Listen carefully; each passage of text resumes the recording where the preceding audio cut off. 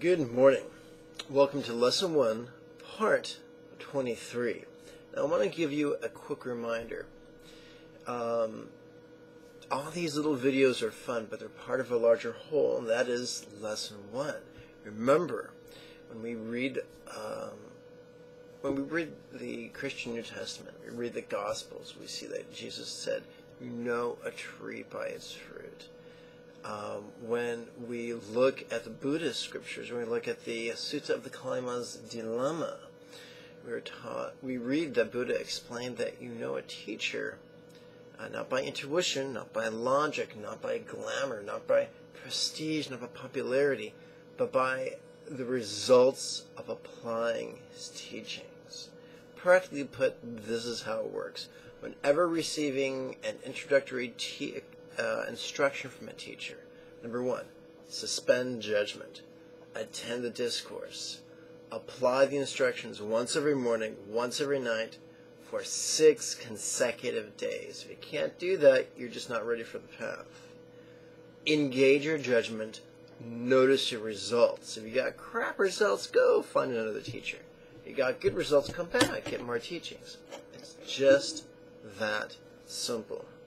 So, technically, we're still in the process of receiving the first lesson.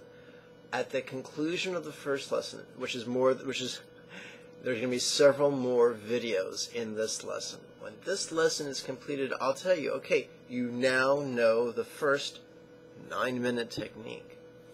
And then I'll probably put together about 5, maybe 6 videos designed nothing more than to take you by the hand and walk you through a practice session. There'll be practice sessions for external issues, such as illness or pain or weakness. There'll be probably 3 practice sessions for internal issues, such as anger or anxiety or sadness. And then there'll probably be an overarching, vague practice just for general ennui. And we'll just call that yuck, whether it's physical yuck or emotional yuck or circumstantial yuck. We've all experienced yuck from time to time. So each video will probably be about 12 minutes. You could say, wait, Lama Jigme, I thought the practice is 9 minutes. Well, I've got to do some gabbing to guide you through the practice, hence the additional minutes. Anyway, I'll be taking you by the hand and walking you through the practice. That's the deal. Those are the, 7 practices that you'll use. And you will not perform all 7 practices every morning. You'll choose one that's most appropriate for that morning. Maybe it's feeling fatigued, maybe it's feeling tired, maybe it's feeling weak. Not an uncommon practice first thing in the morning. So whatever it is that's looming over your head like the sword of Damocles, maybe it's anxiety about a sales quota, maybe it's just annoyance at the specter of having to deal with another annoying coworker, whatever it is, you'll choose one practice out of those 7 practices that you'll have at your fingertips. You'll practice one every morning, one every evening, for 6 consecutive days. You'll notice your results. You got crap results, go find another teacher. You got good results, come back, get more teachings. Guys, it's super simple. And you can say, but dude, I've got to wait for so many days and so many weeks until the series is complete. Well, that's life. In the interim, you can enjoy the videos, you can follow along with the practice text. You can cultivate what I like to describe as divine impatience, which is, in other words, chomping at the bit, like a horse twitching in the starting gate, ready to run his race. We can be just like that, so that when we have all the materials assimilated, we have the follow-along guides ready, you can take off like a bullet from a gun. That's going to be a lot of fun. Until then, I remind you to suspend judgment. You're still in the learning process. Now, I want to give you a quick reality check.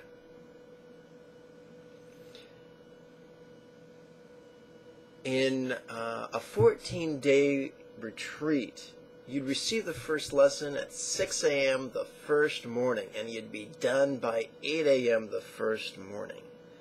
That's pretty quick. That's pretty intense. That's only 2 hours. You know, by the times that you will have received, by the times you would have had 6 days worth of practice, you would have already received 24 lessons. So that's definitely the quick path. Woof! It's like riding Space Mountain at Disneyland. For those of us with jobs and a modicum of sanity, it's so much easier just to participate in a once-a-week class, either in person if you live in Southern California, or over the internet if you have a computer. There are live weekly webinars that you can call into and have a lot of fun. And that takes about, 50 weeks, give or take. It's about a year, once a week. So in that context, and by the way, there's a Monday series of weekly webinars, a Tuesday series, a Wednesday series, a Thursday series, a Friday series, a Saturday morning series. You get the idea. Every 2 months, another webinar series begins. Very cool, just like clockwork. So you get how that works. Even though this is taking weeks and weeks and weeks to get all the little videos in your hot little hands, in real time it will take you less than 2 hours. So if this is going too slow for you and you can't handle any more divine impatience, that's okay. Just register for the next series of weekly webinars and then actually show up. I can't tell you how many goofballs register, make a kind-hearted donation, receive reminders, and never show up. Maybe, I was raised Jewish, and I just was raised with sound financial sense. If I'm gonna register for something and give someone a donation, I'm gonna show up. Maybe that's just me. I don't know. But if you're fine waiting for the next video, sometimes it's 5 a week, sometimes it's 4 a week, hey, that's great. I'm happy to help you out. Happy to help you out. My only request is that you receive these videos with the proper expectation. So, now I gotta tell you what I always tell you. This lesson is only going to make sense if you're looking at the latest version of the practice text. The title of the practice texts lacks all imagination. It's simply called First Quarter Lesson Texts. Pretty simple. You can download the latest version of this free PDF by following one of the links below this video. If you're watching this video anyplace else but its dedicated YouTube page, you're not going to find it. So go to the dedicated YouTube page. How do you find it? Oh, towards the lower bottom right-hand corner of the YouTube thingy. There's an icon that says YouTube. You click that bad boy. It takes you straight to the dedicated page. Easy peasy lemon squeezy. Okay. One of those links will take you to first quarter class materials. Once you get to that page, the second line on that page will have a link for the free download. I update that text every time I put up a new video, so that text is updated sometimes 5 times a week. So do yourself a favor, invest the 90 seconds to download the latest version of this text. No one who's ever done that has regretted that. No one at all. So, let's begin. Today's lesson is a commentary on an exercise that can be found on page 6. It's the second exercise, and the superscription or the title of this exercise is Engaging the Imagination. And That doesn't mean proposing to the imagination. You're not getting down on one knee and offering your hand in marriage. Not so much. Engaging the imagination. So let me just read, or let's together read this exercise. What could completely letting go of this pain and its causes feel like? Now remember, this is not a typical question like you were in high school. Remember you were in high school and you had multiple answer questions? This isn't that. This isn't an essay question. This is a rhetorical question.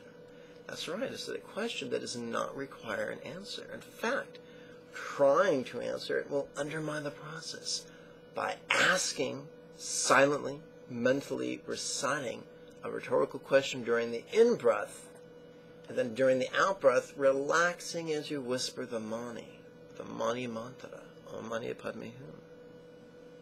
You create shifts in your subconscious that help to embrace the assumptions latent in this exercise. What are the assumptions in this exercise? Number one, that it's possible to let go of whatever we're meditating on. Number two, that it's possible to imagine what it would be like, what it could feel like. And you could say, hey, wait a minute, I thought all you lamas were, eyeball deep into the waters of visualization. Some of us are. But for these contemplations, asking our inner mind how something could feel is very powerful, especially when we're dealing with sensations or emotions. After all, we don't experience pain visually, we experience it physiologically. What could complete letting go of this anger and its causes feel like? I'm going to paraphrase Albert Einstein. He said that in terms of genius, imagination is more important than intellect. It was good old Albert Dessen. Intellect, no. He was praising imagination.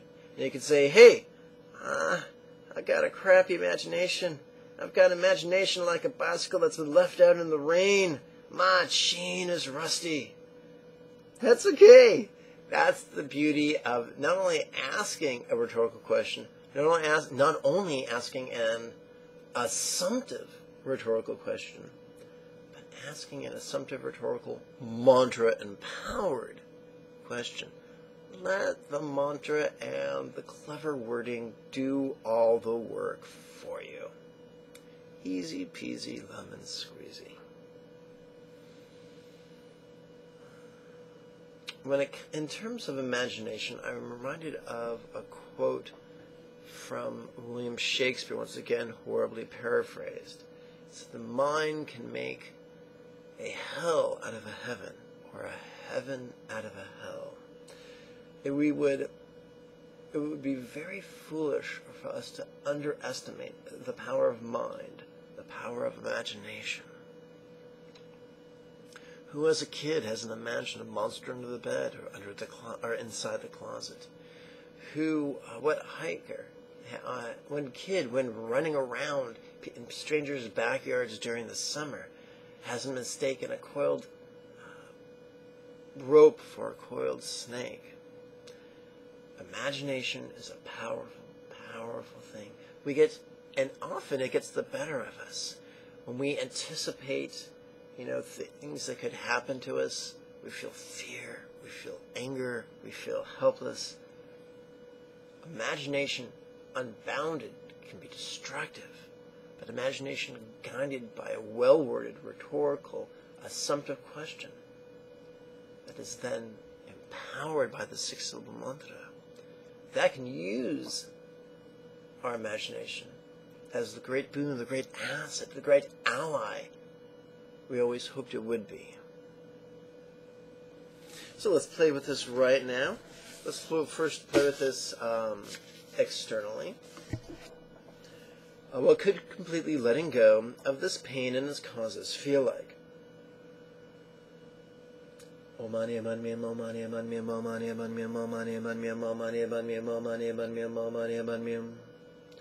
What could completely letting go of this illness and its causes feel like?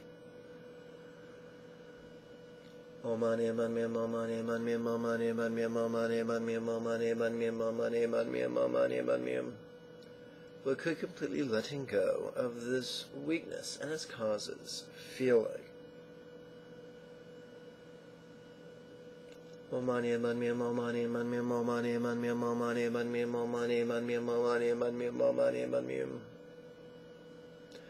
could completely letting go of this anger and its causes feel like?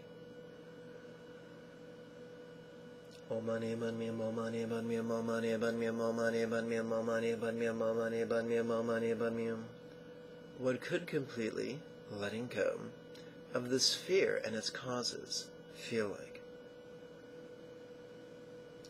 What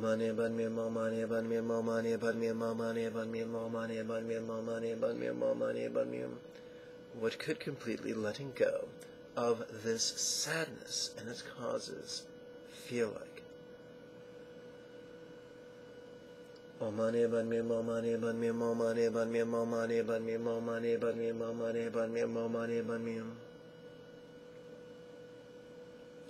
By the way, don't fool yourself into thinking if you can just put these lessons in a special folder and someday you'll watch them. You'll never watch them.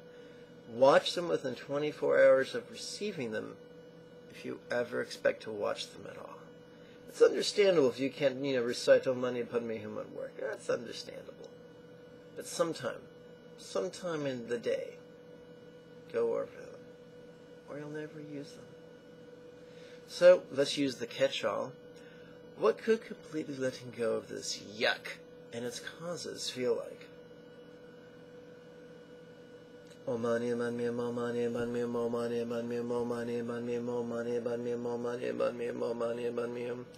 I just did about 7 applications of this exercise.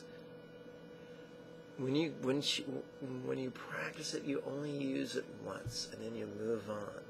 Notice at the bottom line it says Om Mani Padme Hum, to the right it says X apostrophe S, that means times 1-3. It means do this 1 breath or 2 breaths or 3 breaths or more. But the 1 is bold and underlined, which is my less than subtle way of saying, hey, just do this exercise for 1 breath. Easy peasy lemon squeezy. Yes, my friends, welcome to the Lazy Bastard School of Enlightenment. Thank you for your time and your kind attention. May you and yours be healthy and happy. Om Mani Padme Hum. Before I go, I want to remind you to click the like button just below my image, and then it'll reveal 3 social networking buttons. Please share this on your social networks. Heck, you can even load this onto your one of your Pinterest boards. What an easy way for you to help change the world. And of course, there is a link below the video that allows you to register for the next series of weekly webinars. They begin Friday, the 2nd of November. I'll see you there.